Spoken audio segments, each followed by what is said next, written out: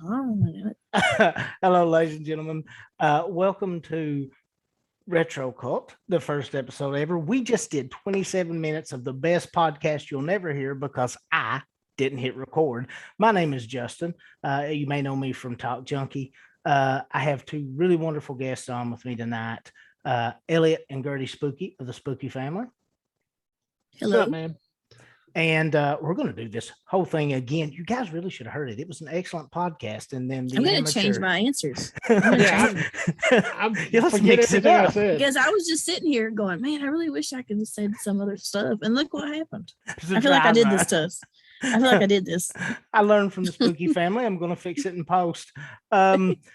We really got well acquainted with the Spooky family and talked a lot about their show in the last 27 minutes. And we also covered some really important topics that we're going to do on the show tonight. And I'm double checking. We are actually recording this time. We also talked about Christmas. So I think it's okay if we Yeah, this broke down quickly into a Chevy Chase Christmas podcast. So starting from the front, from the beginning, ready? Okay. Tell everybody a little bit about your guys' podcast and why in this, my first ever episode, I had to invite someone who has some experience in horror because I'm not. What do you guys do at the Spooky family? So the Spooky Family podcast is basically we say it's a lighter look into the darker side of the world. We like to take, paranormal, occult, serial killer, Bigfoot, cryptid, UFO, aliens, stuff that people are scared of and say, what's funny about it? And then we try to figure out, what's funny about it. So, what's funny about serial killers? Yeah. Well, you guys have managed to make that topic somewhat funny. We can. We'll try. Listen, we'll try our best. We can't change what they've done, but we'll try to make it as light as we can. No, the first two episodes of our podcast is about missing people in our national forest, and somehow we got it through that. So, it's we just like to have fun, and we're a family. We're an honest to God family. It's me, my wife, Gertie, and her brother, who we call Beagle. He's not here tonight. He's out at a Bigfoot conference, not as a member of the conference, but as Bigfoot. So that's where he's at tonight. But we just try to have meeting fun. Other big feet. He's their East Coast representative. He is. He is the Appalachian West. Yeah, he's like he's the Yahoo if that figures into it. But yeah. And look, you guys definitely want to check out the Spooky family because they're right in the middle of one of the most interesting. What do you call it? I mean, I know you call it something different every time you say it, but I guess it's a bracket. He forgets the acronym and how to say it every time. I've got it now. It's the Ultimate Halloween Maniac Madness Countdown. Featuring Clubber Lang. Featuring Clubber Lang. Listen, the fact that Clubber Lang has made it to the Elite Eight is one of my greatest failures in life. And I don't really know how it's happened. I just know that I shake my head thinking about it. So Beagle's a good salesman. That's how it's happened.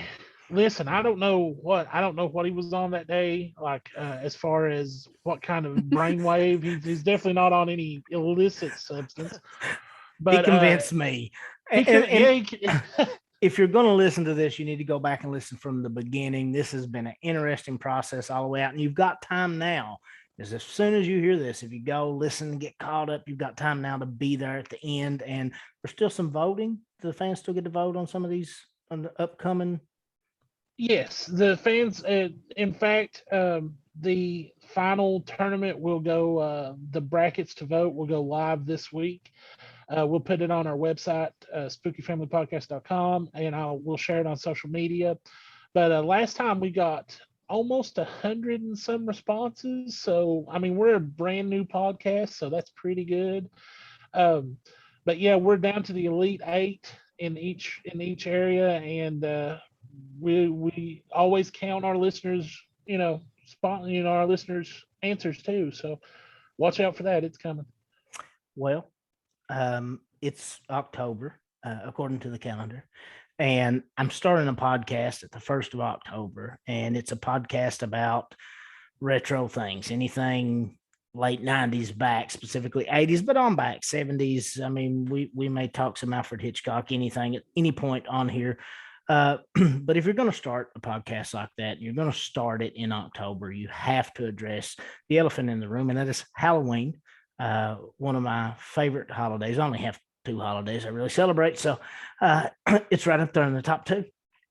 And I wanted to talk horror movies, and being that I'm not a real blood and guts horror guy, or not even really like a horror guy. That's my wife still. She does the sports and the horror. I do ridiculous things that nobody else wants to hear about.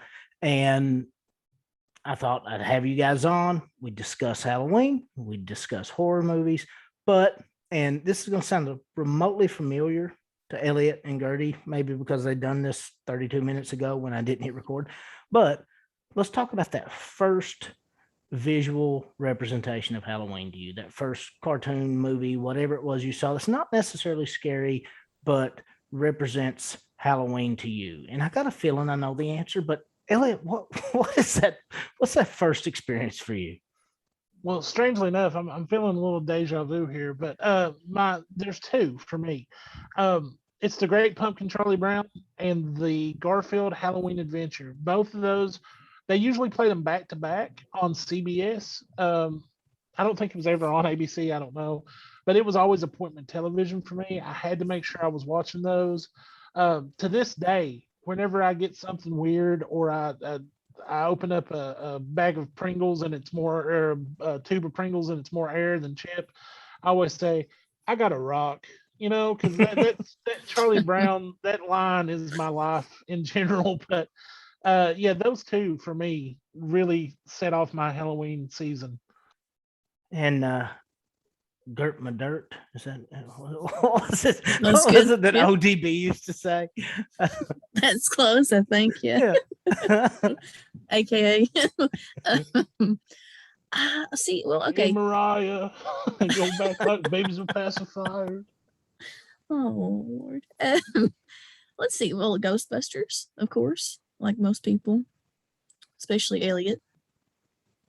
I consider Ghostbusters a year-long thing. I don't consider it Halloween. I know, but to me, like when I first was like cognizant of it, it was like, what is Halloween? Well, what are costumes?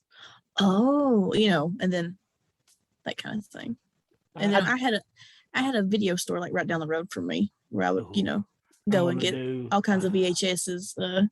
And Ghostbusters was, my mom and dad's pick. Be like, I guess that's a Halloween thing. So, well, I'm definitely doing probably multiple episodes on video stores. I still collect VHS, not like over the top, just the ones I'm really crazy about, or unique ones that I find. But to me, the video store is the greatest experience of my youth. And I would definitely say for me that first, because apparently Elliot and I are fairly close in age. We found out you're younger, but for me, it's definitely Charlie Brown.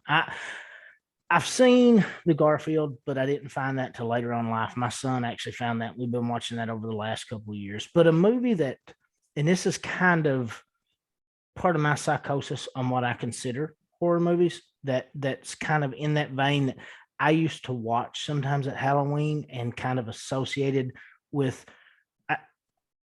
not even, it's not scary, it's not creepy, but I'm more of a comedy guy. So I always watched Clue growing up for whatever reason.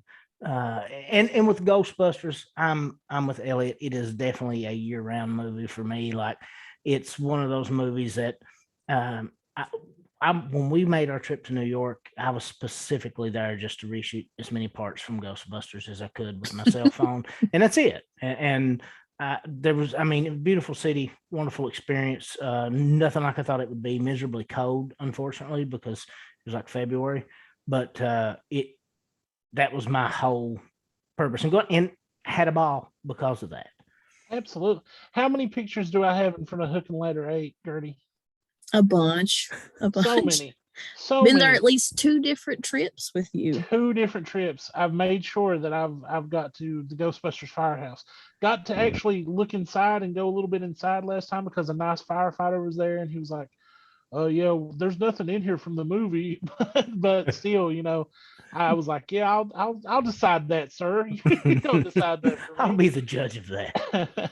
And yeah, I was super excited today. So there's a Ghostbusters movie that's getting ready to come out in November, and they're having the New York Comic Con today, and the cast from the new Ghostbusters movie was actually at Hook and Ladder 8 today and was taking photos.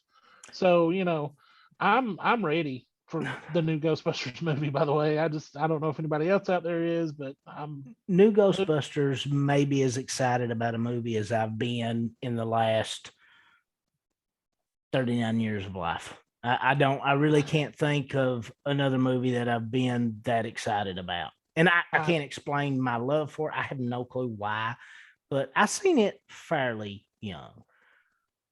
I can remember it coming out, but I seen it on VHS. I did not see it in the theaters, obviously, but I seen it. I don't remember it coming out, is what I meant to say. I seen it on VHS, but it's one of the first movies I seen that I thought, but it's supposed to be scary, but it never did have that impact on me. It just was always funny to me. Ghostbusters 2 is my favorite, and Elliot gets mad at me for that thought, but it's my favorite. I actually watched it in the theaters, I think. I was very young, but I can remember watching it in the theaters. I seen it in the theaters. Sure. I remember the evening we went because my dad and my brother and I assume mom, sorry mom, don't remember if she was there or not because I was so focused on the movie. But the only reason I remember dad being there is because we were leaving the little place we live. I had to drive like 30 some minutes to a theater. And as we're pulling out, the skies are real pink and it's evening, and it generally does that when it's going to rain or whatever. And dad's like, that's obviously the ghost and stuff coming out and stuff. Then you go see the movie and there's those little pink effects as they kind of swoop through the scene. I'm like, wow, dad was right, But I remember seeing it and I remember being it and Ninja Turtles 2. I was extremely excited for in the theaters. So the day I watched it, I'm sorry, Gertie. The day I watched it, I remember it was me and one of my best friends from childhood, who I no longer get to talk to, but we went to go watch Ghostbusters 2, and I was like, man, this is so much fun. Let's go watch this other movie. And our moms went, sure, that sounds fun. The other movie was Batman. So in the same day, we watched Ghostbusters 2 and Batman. And I'm almost positive that is in my head. I don't know exactly if that lines up as far as the calendar goes, but we were in Pikeville. And if you remember, there used to be 2 theaters in Pikeville. And one of them showed later movies that had been out for a while. And one showed an updated, more current movie lineup, and I'm almost positive I watched Batman and Ghostbusters 2 in the same day. Because I even remember Lethal Weapon 2 had a trailer on one of those movies. So that's how much of an impression Ghostbusters and stuff has left on me. Wow, that's like the Charlie Sheen definition of winning. Ghostbusters and Ghostbusters 2 and Batman. I mean, minus the cocaine and prostitution, but at the base of it, what's actually winning. That's pretty awesome. It was a good day. So as a kid, a young kid, I can remember the first movie I ever seen that I classify as horror. And I got a weird definition maybe of what that is, because there's movies that people say are horror movies that I don't quite get. But what was that first movie, Gertie, that you saw as a child? And I'll pretend I didn't hear it 30 minutes ago when I didn't hit record. What was that first movie that was your first horror movie, your first scary movie? An actual, this sounds bad, but an adult movie, but a movie that was, I guess I actually watched it and it was R-rated and I should not have been there and had terrible nightmares. Maybe not even really considered a horror movie by most, but it absolutely scarred me as a child for a while, was Terminator 2, Judgment Day. So what? Absolutely, I was fascinated by it, but it scared me to death. Roughly, what age you think? What age range? I was probably 25. 6 or 7, maybe. Oh, okay. I guess. I'm thinking. Yeah, that could be a brutal movie at 6 or 7. All right, Elliot. Well, you've got Sarah Connor watching everybody get nuked after these children playing in the playing on teeter totters and seesaws, and then they get nuked. And then you you got Liquid Terminator who's not gonna stop. Then you got Arnold Schwarzenegger flaying his own arm in that movie. Now that you mention it, that is a pretty screwed There's up a movie. lot of stuff. I used to have recurring nightmares about Robert Patrick just running after me, just as fast as he could. That's The justifiable. The scene where they break just me. into the insane asylum to get Sarah Connor out is Oh straight yeah, up. That's straight up horror movie. I mean, it is. Well, the part where he crazy. kills the poor little guy that goes and gets the coffee, you know. Yeah, there's that. The overweight security guard guy that goes and gets the coffee, and he's like, "Oh, look, full house," and he's like, "Crank" through his face. Or like, you know, the part where they're in the phone booth, and he's like, you know, what's your dog's name? You know, that part. And then, you know, he does the whole thing, and then he's like, "Your foster parents are dead," and it cuts to him, and that woman's just got her fist, you know, as a Liquid Terminator through her husband's, you know, face, pretty much, killing him with a big metal arm. It was a lot for a 7-year-old. Well, that at the age time. makes a difference. You're right. That is basically as horror can get, especially because wrap it's my made mind well. around it, you know. Yeah. It was made really well. The effects were crazy at the time. I mean, like, you didn't really watch anything like that. You know, it's kind of state of the art at the time. I just could not fathom what was happening. And I just kind of latched onto it and blown it out of proportion in my young mind. But That was the point in which we realized Gertie was mentally unstable. Yep. It was due to a very early viewing of Terminator 2. Yep. I've known it for a while now. So. I'll just sit by myself and here we go. Boom, boom, boom, boom, boom. Let's start. Dun, dun, dun, dun. So, Elliot, what's yours? It's a weird movie that I'm sure not a lot of people have heard of. But I've heard of it at least once. At least once tonight. 30 minutes ago. I was it's that golden age of 7 years old. I was 7 years old when I watched this. This came out in 1986. I don't know why my mother took me to a theater to watch this. I still can't figure that one out. But I don't know the lead actor's name. The name of the movie is House. It's all about an author who, you know, he's kind of like Stephen King, and he's had a lot of bad luck. His wife has left him. Their son's disappeared. His aunt has committed suicide, and she leaves him a house. So he goes to this house to write about his experience in the Vietnam War, and it all goes downhill from there. It's a straight up ghost story. It stars. There was a lot of like Vietnam War horror, I guess, veteran horror at that point in time, wasn't there? Like this, like Jacob's Ladder. Yeah, like absolutely. Well, I mean, you got to look at the time. We're what, 10 years removed from one of the most, you know. But it had George Wendt from Cheers was in it. I think he played the next door neighbor, and then Richard Mall, Bull from Night Court, was in it too. He played one of the demon or ghosts or demons in the house, and it's just one of those movies that has stuck with me because it's, you know, one of the first scary things I can remember. It's not a straight up horror movie though. I tend to go for like the horror / comedy. Maybe that's where the podcast roots come from. I don't know, because we like to laugh at scary stuff. But yeah, House from 1986. So check that out if you've never heard of it. And, you know, I know I asked you guys what age you're around in that. And I'm sure that has some important psychological aspect that we're not going to cover because this is not talk junkie and I don't have to be serious. But I have no memory. I don't know why. I don't know what insignificant childhood trauma took that from me, but I just don't have the ability to remember what happened at what age. But I know I was very young. And the first movie I ever remember seeing that really I was like, you know, this is not, you know, the Muppets. This is something different. I know I was in school, but I had to be kindergarten, first grade. And I was in my room, into the hallway, and I had two cousins that babysitted me. And they were there, and I heard a movie going. And so I just walk down the hallway, walk in, sit down. And it is the first Nightmare on Elm Street. I didn't finish it, watch a ton of it, but I did kind of get a glimpse of it, a pretty good shot of it. And it wasn't in my mind very long after that I watched the first Halloween with them at their house. And for whatever reason, Krueger didn't scare me. I went on to watch them all.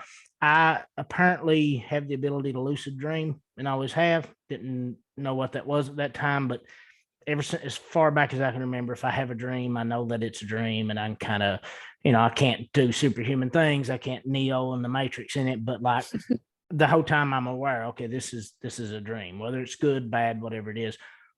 So Freddy didn't scare me, but seeing that first Halloween really freaked me out, because to me, Freddy was this cartoon character. It can't be real, whatever. At that time, seeing Michael Freddy Myers, jokes and Yeah. and he's kind of outlandish and yeah, he has a morbid sense of humor. I cartoony, didn't yeah. then, but I do now.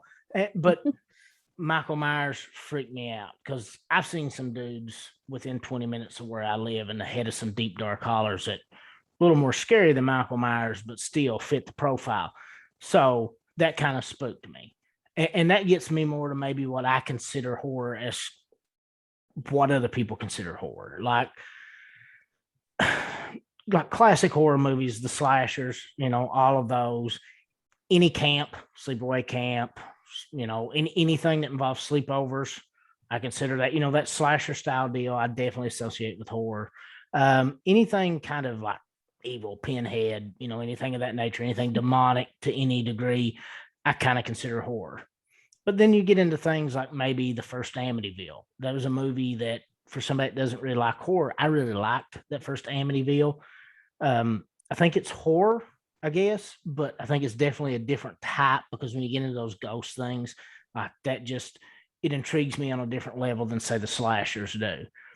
But I've always heard people mention things like The Fly, or the big one to me, Lost Boys, as being horror movies, and I don't really kind of see them as that. And if I I could see The had, Fly, but that's more body horror, I guess. yeah, well, see, that's a term I recently learned and didn't understand what that was. So, like, if when I think horror movie, for whatever reason, like, you take out Saw, things like that, because to me, when it's a real person doing it, and I know that's newer movies, but that's a real person doing it. When it's a real person like American Psycho, those scare the crap out of me, because that's possible. Like, not that any of the rest of it may or may not be, but that's really possible, because people kind of go off, like serial killers, they go off that deep end occasionally. But when I think horror in reference to film, to me, I guess what I always fall back to is slashers. And I guess, what is it for you guys that when you think horror, that's the first thing that comes to mind? That genre or that character? What's the first thing that kind of hits you when you think horror? Universal monsters. I know they're old and they're the 50s, 40s, whatever, but they are the mainstays. Dracula, Frankenstein, werewolf, creature from the Black Lagoon. It's the Wolfman. It's Frankenstein. And Frankenstein's monster. But yeah, so I mean, those kinds of things to me are classic horror, and one of the best horror movies. It's not in our retro cult area tonight, but if you ever get a chance to watch it, and I know people are going to roll their eyes when they hear this, but it's true, is Abbott and Costello meet Frankenstein. You got me saying it wrong. It's Igor. It's Igor. Yes, but seriously, if you get a chance to watch it, it's one of the best horror movies. It's scary, but it's also funny, and like, it's just a really good movie. Well, I can see that. I the older movies get, maybe the scarier they get to me. Like, you go Hitchcock. Most of Hitchcock's stuff was real people, kind of at that psychotic edge, and that is scary to me. But the big monsters are definitely, when I think Halloween, obviously, and costumes throughout the decades reflect it. When you think Halloween, that's probably the first thing you think. I'm a big vampire guy. To me, those especially Frankenstein, Wolfman, and Dracula. Those three alone kind of represent Halloween, maybe more so than any other creatures out there. Yeah, and absolutely. I mean, just the fact, look at how many different versions of those characters there are. All the way from the Dracula that we saw on film, the Nosferatu, and then all the way up to now you're looking at, I don't know if you've watched this on Netflix yet, but it's called Midnight Mass. Have you seen this? No. Watch it. I'm not going to tell you anything else about it because I don't want to ruin anything. One of the best modern day horror shows, films, anything that I've ever experienced.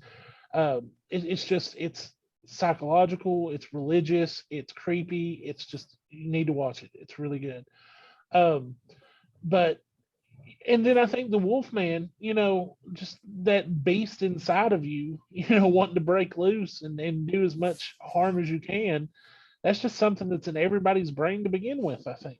So all of these movies are just, to me, those universal monsters are, that's the key to Halloween for me. I can see that. I can see. And one movie I'd like to mention in terms of Dracula, and I don't know if you guys have seen it or not, but I think it's Dracula 2000.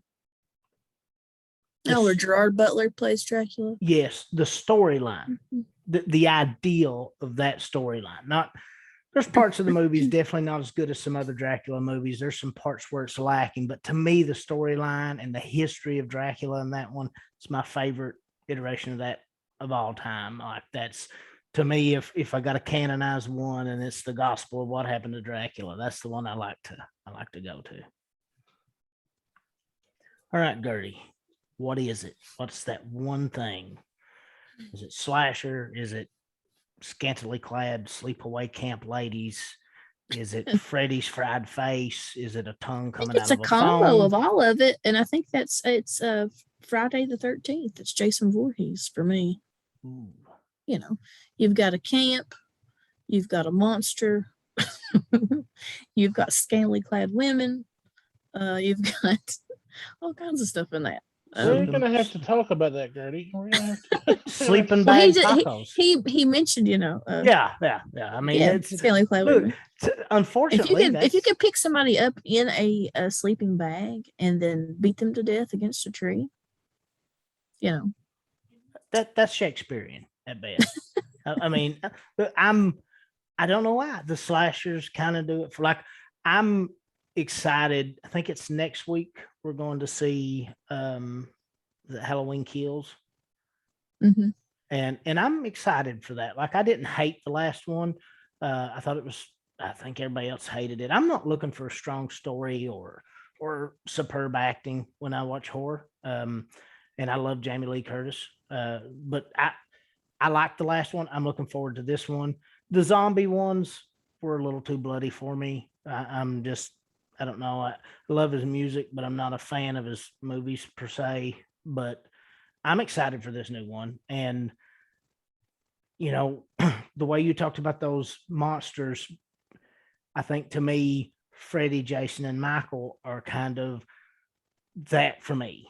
the modern day kind of equivalent. Yeah. It's the Trinity. The Trinity. Unholy Trinity, I guess. Okay. Wow, yeah. Now, we kind of covered all these different aspects, and that was my goal for that is, what got you exposed on the lighter side, what do you look at? But to me, comedy trumps all.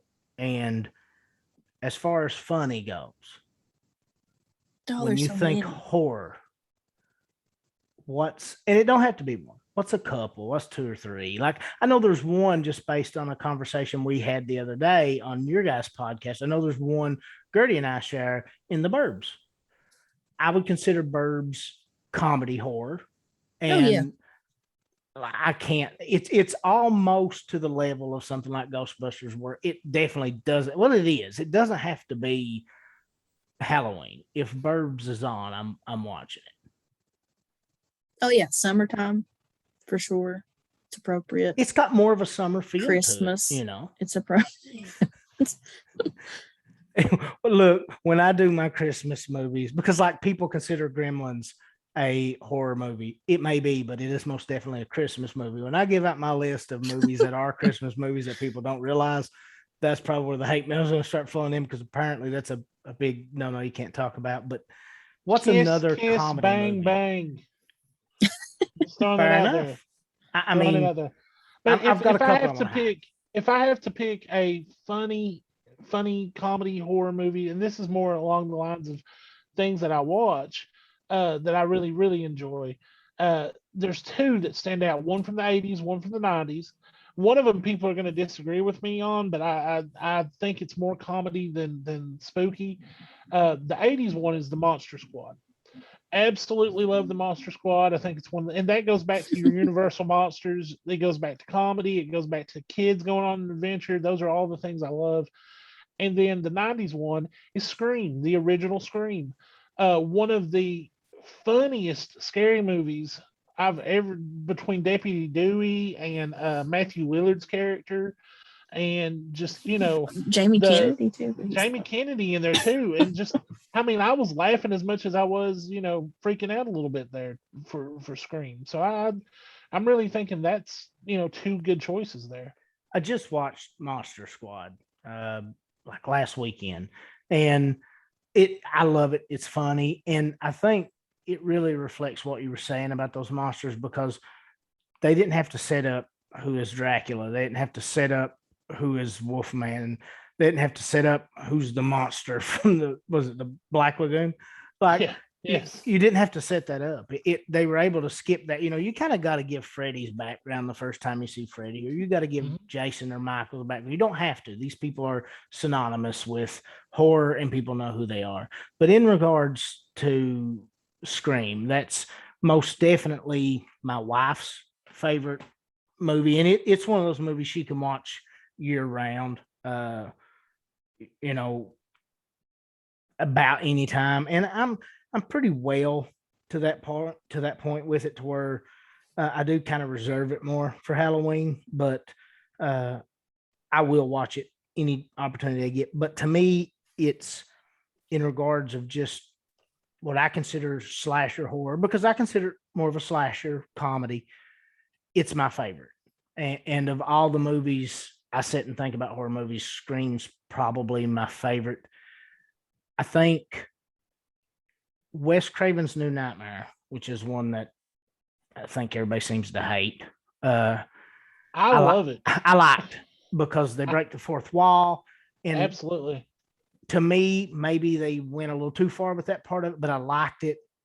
And, I'd always maintained up till the point I saw Scream, and not really till the first time I saw it, because I think it was my wife that really kind of made me appreciate it more, because I really sit down and paid attention to it. But up to that point, Dream Warriors was probably my favorite horror movie, because you got to see people fight back. Freddy was really funny. But when I seen Scream, that kind of changed it all for me. It breaks the fourth wall. It's making fun of the industry itself.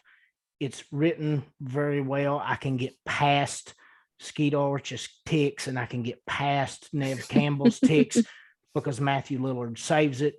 And like, I don't know, it to me, it may be the best combination of two or three genres of horror put together with a lot of comedy in it. And it's one that I'll watch every time it comes on. Whereas like, I'm not running to watch Jason Takes Manhattan, other than to maybe make fun of it every time it comes on. And same way with the New Nightmare. I'm not crazy about it. There's a lot of horror movies I'll check out on and I won't see. And with Scream, it's definitely far and away my favorite. and I'm looking forward to the new one, Scream 5. I guess that they're wrapping it back up with Scream 1. I'm just looking forward to it. But if we can bring Matthew Lillard back, I'm game. That's the rumor I'm hearing. I don't know how true it is, but they said that you never did really say he was dead. That's true. I mean, I guess he just went to jail. I mean, if he Yeah. lived, You cut him real bad, Billy. You cut him. Well, I think his mom and dad were going to be upset with him. Was really the Yes. biggest They're punishment he gonna was be worried so about. upset Oh with my me. god, they're gonna be so mad at me. But One of the things I'm planning on doing every week with this show is giving at least one movie recommendation based on what I talk about that week. And as far as horror goes, because I think it works well with younger people and older people, I think Scream would be that recommendation. But to kind of get you in the mindset for Matthew Lillard, I recommend Slackers, SLC Punk, and then Scream in that order. listen, Matthew Lillard again. We can say what we want to, but this kind of ties into Halloween. If you want to see an actor become a character, Scooby Doo. I'm Oh telling yeah. you, he is Shaggy, 110%. Oh yeah, I think he done phenomenal. Like he's one of them guys. I like what he does. SLC Punk's one of those movies that not really a Halloween movie by any stretch of the imagination, but it's one of those movies like it makes me cry. It definitely makes me laugh. Like it makes me happy to see it. It makes me happy I didn't get into the punk scene. Yeah, there's a lot of it that makes me happy in that movie, and it really is. It's one of my. I don't think I could ever do a top 10, but I could definitely do a top 100 because I just wouldn't have the heart to place movies. It's definitely in that top 100. And I know it seems like a lot of movies, but for me, that's hard to get down to that point. Oh yeah. So we've talked about all these different aspects of movies. The longer you talk to me, you'll find that with me, the worse a movie is, not on purpose, but just the worse it is by pure accident, the more I like it. So I'm inherently a B movie person. It's just I can't help it. I'm not ashamed of it. I embrace it. B movies are my thing. What is the worst, best horror movie you've ever seen?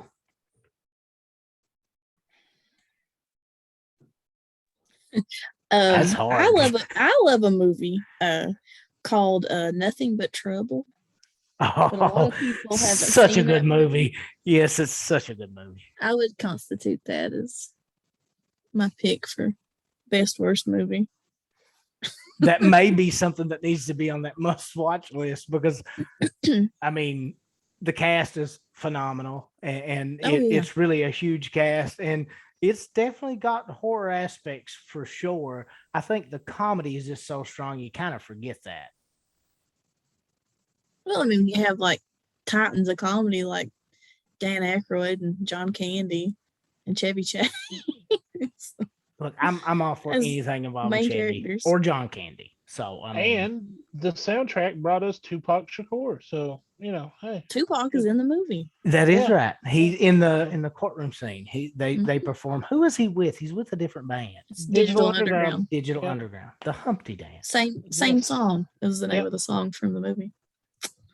Yep. See, now you know, children, and no one's half the battle. You've learned something today. Elliot, what is the worst, best horror movie you've ever seen? Oh, the worst, best horror movie I ever saw. It goes back to, I think it's the movie that just, I hate it because there's so much that's wrong with it, but everybody loves it. So it's one of those movies that I can just sit and make fun of while everybody else is so into it. It's Jeepers Creepers. I just cannot. How does a demon get a vanity license plate? Can anybody explain this to me? He's It took based. me- As soon as that happened, I was out of the movie. I was done. I couldn't take it serious anymore. It was, It's pretty rough. Like, and I don't understand the love for it. I mean, I don't know. It's which, in fairness, horror movie wise, but to me, it's almost like a parody that doesn't realize it's trying to be a parody because there's some bad acting, which there isn't a lot of horror films I know, but it's not a strong movie. No, and you can see the zipper. Like, I know that's a trope, and people are like, you can straight up see the demon zipper, and he has a vanity license plate. I was out. I couldn't take it. My friends all were like, we're never going to the movies with you again because I couldn't. I complained the entire time. Oh, it's just horrible. Well, I mean, I never understood how there was a part two. The dude's basically a human or a demon cicada. You know when he's coming back. I didn't get that part. For me, I mean, the best worst movie is hard because I got a big list of those. But if I had to narrow it down, and it's something that if somebody listened to this and they took it away, something from it, they went to watch one of the movies that I couldn't name, I think I'd have to go Killer Clowns from Outer Space.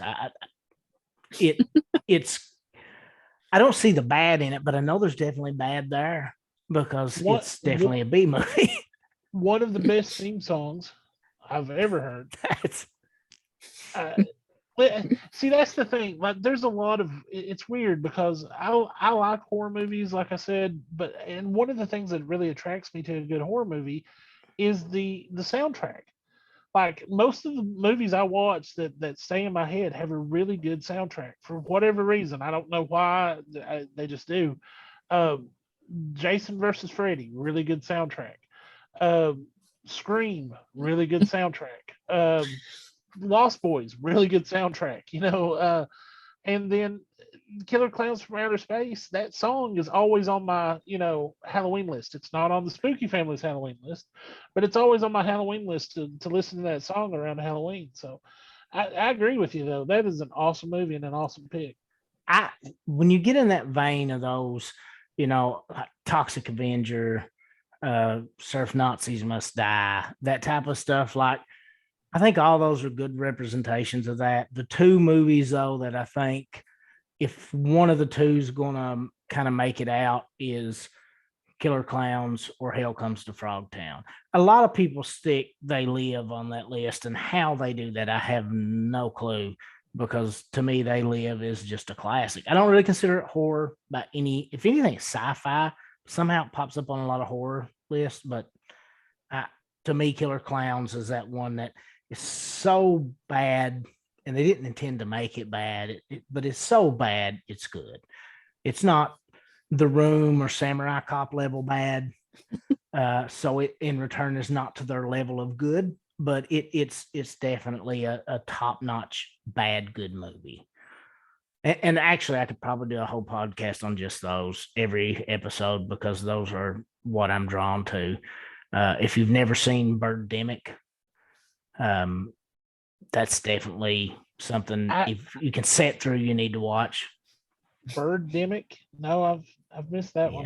Yeah. Well, I think everybody did except for about 5 of us, and it's rough. It's next level rough. Actually, it's pretty bad.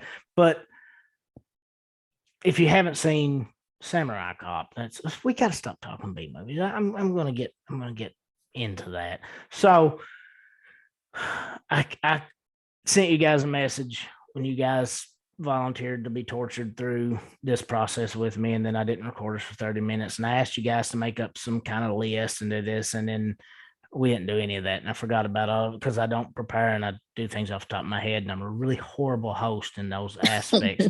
So having said that, I don't remember what list I asked you to make, but what is your favorite?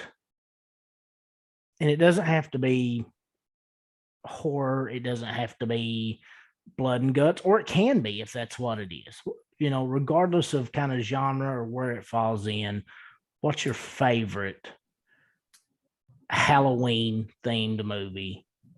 Or not themed, but I mean Halloween eccentric movie, the movie that this is Halloween when you watch it.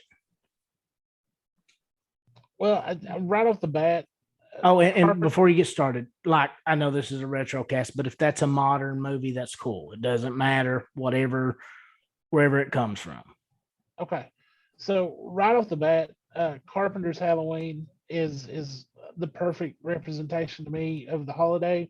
I agree. There's another podcast I listened to where they said that you know how TBS plays A Christmas Story 24 hours on Christmas Eve or Christmas Day. Somebody out there needs to pick up Halloween and play it 24 hours on Halloween. Yes. And I agree wholeheartedly. I think that's a perfect movie. Then the one that sticks with me, though, is the one that scarred me when I was little, is Pumpkinhead. Pumpkinhead is just, I don't know why. I can sit through The Exorcist. I can sit through any of these movies, but Pumpkinhead just tore me up when I was little, and I've never recovered from it. I've never been able to watch it again. We met Lance Henriksen. He's one of the nicest people in the world, but that movie is it horrible for me. And that's, I mean, to me, those two movies are Halloween. You know what I'm saying? If I want to get scared, Pumpkinhead. If I want a classic, Halloween. Um, and then if I have to go modern, just because you said we could, Trick or Treat with the little Sam that dresses like a pumpkin. It's an anthology movie of stories. I love it too. And now I've talked way too much, so I'll shut up. No, that's fine. Gertie. Well, I might cheat. I have 5 to me Let's that do it. that I haven't spoken about, but that 5 that I really like that are my favorites. Elvira, Mistress of the Dark, is one of my favorite spooky time movies, or anytime movie really. Buffy the Vampire Slayer, the movie, not the television show, but the movie. The Frighteners. Oh, that's a good one. That's not a common pick, but it's such a good movie. Tremors. Another classic. And Arachnophobia. Ooh, I'm afraid of spiders to a certain degree. Like, not crazy afraid like I am of snakes. I'll kill one and stuff. John Goodman in that movie. It's hilarious. It's funny. He's super funny. That's one of the best roles. like next to his role in Big Lebowski, that may be my favorite John Goodman role. I love King Ralph. Nobody likes King Ralph but me. King Ralph's a good movie. I love John Goodman, but that's beside the point. I think those are solid choices. Well, To me, and this is, I guess, kind of the more kid side. I mean, I'm like you. I've got multiple. It's hard for me to, as you've probably in your time with Elliot realized, he generally is correct most of the time. And I do think, I mean, Jesus, it's in the name of the movie. When I see Halloween on, or I hear Halloween, I automatically think Halloween. It could be something in the spelling. I don't know. But Halloween and Scream are kind of those two up there as far as what most people consider that. And when I see the one of those where I think Halloween horror, I think that. But the two movies that I have the strongest connection with that I don't consider horror at all is Beetlejuice and Ghostbusters 2. I think Ghostbusters 2 more than Ghostbusters 1, even though I do prefer 1 over 2, because for whatever reason, growing up, I seen it more around the holiday. And so for that reason, I don't think I associate 1 as much with the holiday as I do 2. But now, Beetlejuice. I've got to jump in for a second, because you were talking about movies that most people don't think of as Christmas movies that really are.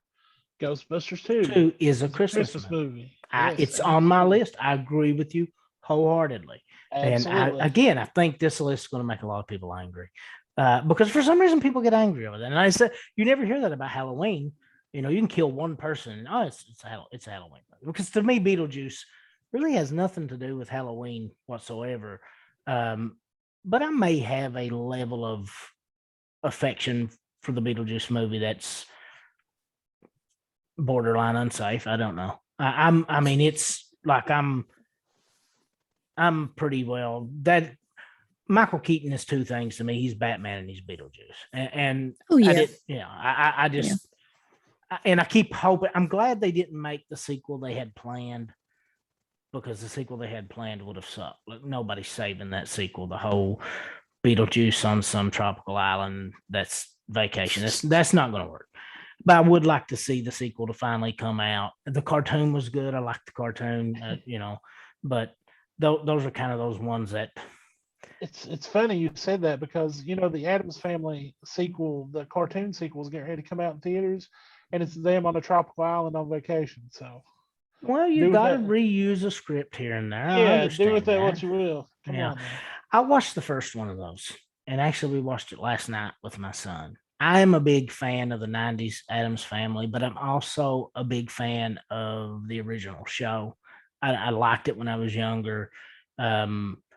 Still do. Still like the movies to a certain degree. The second movie, a lot for me.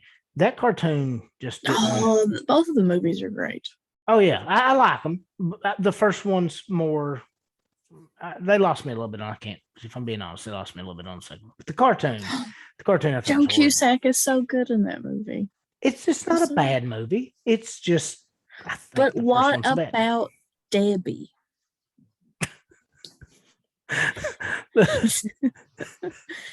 What did I ask for? Malibu Barbie. It's one of my favorite movies. I need to go back and revisit this. I could be wrong. Maybe it's. Oh, it's so good. It's so good. This is guys. the hill that Gertie will die on. It's, well, you got, and then you got Raul Julia and Nathan Lane button heads, where Raul Julia does that big monologue at Nathan Lane. And he's Nathan Lane's one of those temptress, actors. the temptress of Waikiki. It's so. Nathan Lane is a dude that's just always naturally funny. Like, there's movies I didn't think I would like. What is it? The Producers? Yeah, It didn't sound like them because I don't know, like Springtime for Hitler. yes, it's not. It didn't sound like the type of movie I would like. And then I watched it and I was like, well, that's really good. And Robin Williams is another one of those actors. Like, he'll do a movie that I don't think I'll like Requiem for a Dream. Is that what's called? The sad one with Cuba Gooding Jr. He does that and he makes me sad. And no, that's What Dreams May Come. What Dreams May Come. Requiem for a Dream is like Jared Leto and the woman from The Rocketeer. Oh, that's why I and don't Labyrinth. have a good. Yeah, that's why I don't have a good memory of that movie. It's because Jared Leto. Yeah. Well, guys, I really appreciate the fact that you let me waste 30 minutes of your time that I didn't get to record, and then you stuck through it with the amateur and done it again. I'm really glad you guys got to be on my first episode because that was cool. It didn't have to just be me by myself. I got to have two really interesting people on it. And I had a really good time doing it with you guys. But like I said, every episode, I kind of wanted to do that one movie I wanted to leave everybody with that I think they should watch. And I have, in the last hour, found out that you guys have really excellent taste in movies, probably better than myself. So what is the one movie that maybe they haven't heard of? Maybe it's something that, okay, we can say Beetlejuice because it may be the greatest Michael Keaton movie of all time. You can say those big movies. Everybody's seen them probably. If not, they've at least heard about them. Maybe there's something that they've not heard about you think they should see, or there's something that everybody's talked about it and you need to reinforce the fact that this movie has to be seen. And it can be modern, it can be old, it can be whatever.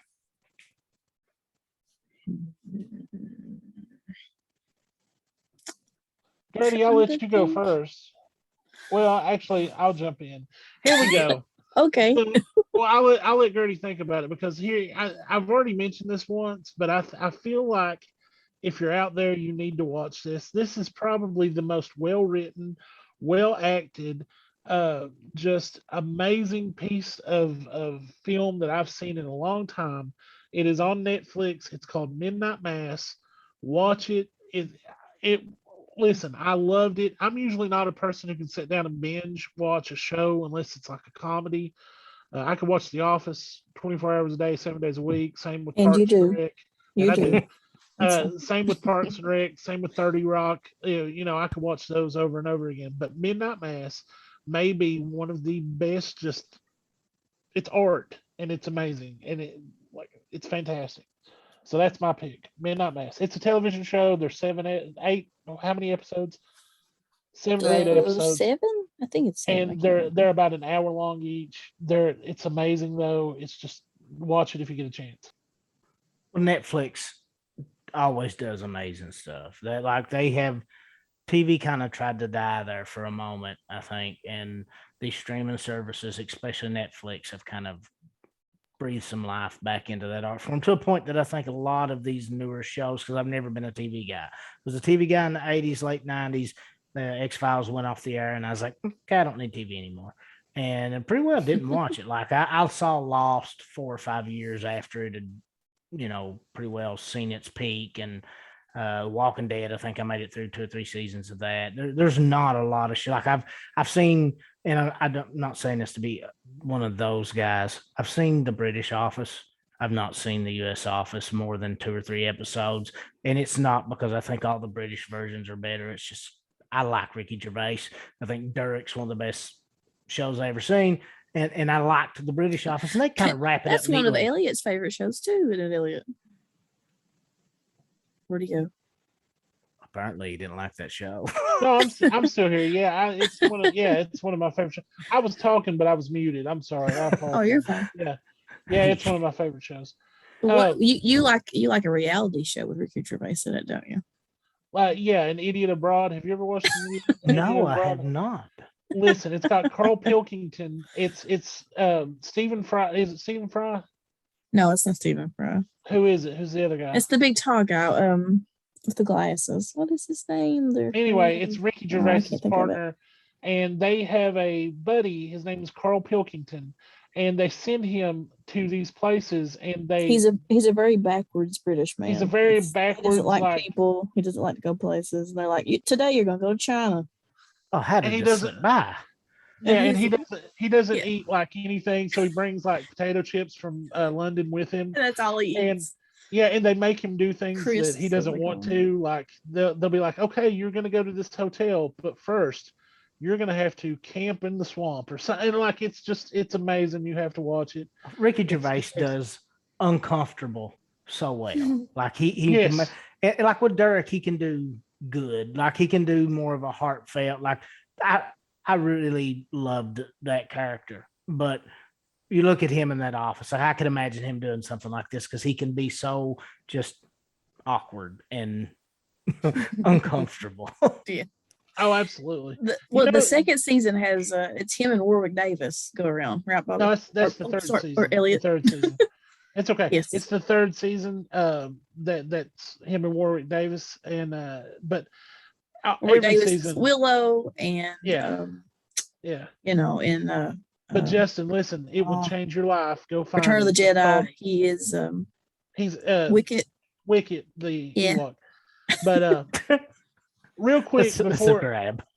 I get off here, I'm sorry, guys. I'm just something occurred to me while we were talking, and I need to mention it before we leave.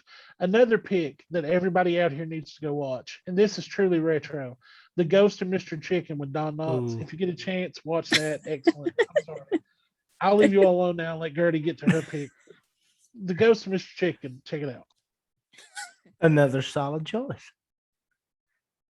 I'm trying to think. I mean, there's two, and they're both Stephen King adaptations, and they're both by the man that did Midnight Mass. Wow. So, yeah. But one is Doctor Sleep. I have not seen that yet. if and you I'm like The really wanting to Shining- see that. I did. Yeah. And that's kind of why I've been trying to get time to watch it. That is definitely one I want to watch. Mhm. It's really, really good. I really liked it. Which I liked the novel too. So, but they did change some stuff in it, but it was, I mean, it's better served, I guess, for to make it into a movie as opposed to just have the Stephen King book. But it makes sense. That's good. And then the other one is Gerald's Game. I've never heard of that. That is on Netflix. Ooh, that's a loud car. Sorry, everybody. It's also done by the guy who did Midnight Midnight Mass Mass, and yeah. Doctor Sleep. Yeah, it's all the same. Okay. All the same guy. But it's really good. But it's a little bit. It's dark. It has some themes in it that are a little bit hard for some people to watch. Let's just say. Just check out the ratings and the warnings when you turn on the movie Okay. on Netflix, kind of thing. Not something for the children. No, no. Wu-Tang for the children. That not so much. Diversify your bonds. Okay. Maybe the greatest show of all time, actually. Yeah.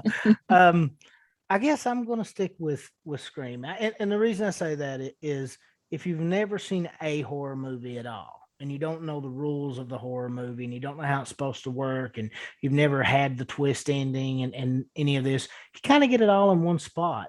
It may not be the best horror movie of all time, may not be the best slasher movie, but I think it does everything well enough, and it's got quite a bit of history. And with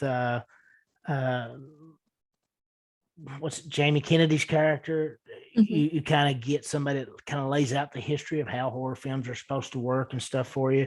So I think that would be it. Now, if I was going to go modern and TV show, this is probably more sci-fi, but it's got a little bit of the horror aspect to it. Being that I don't watch a ton of modern TV, I would go probably Lovecraft Country. I'm kind of a fan of what Lovecraft done, not of his beliefs. Horrible human being, excellent writer. I I absolutely love Lovecraft Country. I'll second that one. It's an excellent show. You bought the novel, didn't you, The Elliot? book is fantastic. Yeah, that's what I was going to say. Yeah, everything is good, but that is a great choice. So it's on HBO Max too. Yes. If anybody's looking for that one. Yeah. Well, guys, I really appreciate you guys being on here. And as far as anybody looking for the show, I guess I should have probably mentioned this at the beginning. If you're listening to Talk Junk and you're like, what is this? Let me start out my angry email about how he's not been serious on this episode. This is not Talk Junkie. This is Retro Cult. But I'm putting the first episode on there. That way I can maybe make mad the people that like to write the angry emails, because I do enjoy getting them. And also maybe let some of the other people that listen to my show get an idea of what else I'm doing. So that's why it's kind of airing on both. If you do want to contact the show, you got any ideas on episodes or any comments over anything we've said, or you want to send hate email, I love hate email. I like happy email too. I just don't get as much of it, but I love hate email. You can send that to retrocultpodcast@gmail.com. And I really should have worked on that name some, because I sit and say it to myself all the time, and I'll say retro cult, retro of the cult of the retro. And really just all the good names were taken. And I had to come down to those two words, and I'm not super creative. And there you go. That's what you got. But email me. I do have Facebook. I'm working on an Instagram, but I hate social media, so I don't know when that's coming. I'm not good at promoting my stuff. You guys are really good at promoting your stuff. You got the commercials. You put commercials other places. I think that's why people listen to your guys' show. I've not figured out yet why they listen to my other show. I don't know why they'll listen to this one either, but I'm not a good promoter. I don't really care to promote it. You give me 5 or 6 solid listeners, and I'm not completely talking to myself all the time. That's good enough for me. But thank you guys for being on the show. Anything you guys want to plug before we leave? Hey, thank you for having us. And Spooky Family Podcast, we drop every Thursday. We've got the big Halloween song playlist coming up the Thursday before Halloween. Make sure you check that out. We've worked a long time on that one. We're really happy with that. That's about it. I mean, thank you for having us. Listen, Justin, you are by far one of my favorite people in podcasting. I'm so glad that you let us on your show. I'm gonna shut up because I've said too much as it is. Now that we've determined Elliot has poor taste, you got anything you need to say before you leave, Gertie? Nah, I'm good. Yeah. All right, ladies and gentlemen, remember, email the show, watch those movies we picked out, and Wu-Tang is for the children.